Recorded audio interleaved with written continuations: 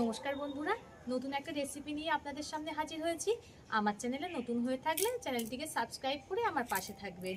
রেসিপিটা কেমন হয় শেষ পর্যন্ত স্কিপ না করে দেখতে থাকুন। কেমন হয়েছে অবশ্যই কমেন্ট করে জানাবেন।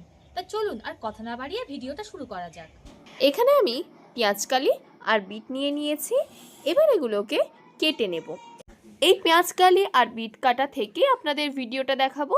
আজকের ভিডিওটা কেমন হয়েছে কমেন্ট করে কিন্তু জানাতে ভুলবেন না। প্রথমে বিটের দু সাইডকে এইভাবেই কেটে নিতে হবে, তারপরে বিটের খোসাগুলোকে ছাড়িয়ে নেব। বিটের খোসা কিন্তু আমার ছাড়ানো হয়ে গেছে।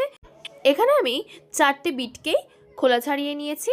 এবার আমি পেঁয়াজকালিগুলোকে ছোট ছোট টুকরে কেটে নেব, একেবারে ছোট ছোট টুকরে। বিটগুলোকে আলু ভাজার যেমন আলু কাটে সেইভাবেই কেটে নিয়েছি। আর এদিকে আমি পেঁয়াজকালিগুলোকে একদম ছোট ছোট টুকরো করে কেটে নিয়ে এদিকে একটা কড়া গরম হতে বসিয়ে দিয়েছি। কড়াটা গরম হয়ে গেছে, এতে দিয়ে দেবো সর্ষের তেল।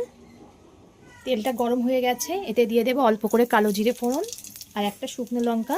ফোড়ন থেকে একটা মিষ্টি গন্ধ বেরালে কুচিয়ে রাখা বিট দিয়ে দেব। বিটের সঙ্গে আমি একখানা আলু কুচিয়ে নিয়েছিলাম, একই রকমভাবে একই সঙ্গে পেঁয়াজ কলিগুলোকেও দিয়ে দেব। সব কিছু খুব ভালো করে ভেজে নেব। আপনারা এইভাবে বাড়িতে একবার ট্রাই করে দেখবেন, খুবই ভালো লাগে খেতে। ভাতের সঙ্গে বা রুটির সঙ্গে খুবই ভালো লাগে এই ভাজাটা খেতে। 2 মিনিট পর পর নেড়ে দিতে হবে যাতে তলায় লেগে না যায়। আমি কিন্তু 2 মিনিট পর পর নেড়ে দিচ্ছি। আমার চ্যানেলে নতুন হয়ে থাকলে চ্যানেলটিকে সাবস্ক্রাইব করে আমার পাশে থাকবেন। আবার কিছুক্ষণ হতে দেব। 5 মিনিট মতো ভাজার পর এতে দিয়ে দেব স্বাদ মতো লবণ। লবণটা দিয়ে আবারও খুব ভালো করে ভেজে নিতে হবে। তো ধিমে আঁচে ভাজতে হবে, তাহলে খুব সুন্দর গলে যাবে। এতে দিয়ে দেব হলুদ গুঁড়ো, অল্প করেই দিয়ে দিলাম। যেহেতু আমি উনুনে করছি তাই ধিমে আঁচে খুব আস্তে আস্তে করে ভাজছি। একটু সময় লাগবে, একটু সময় নিয়ে নিয়ে ভাজতে হবে।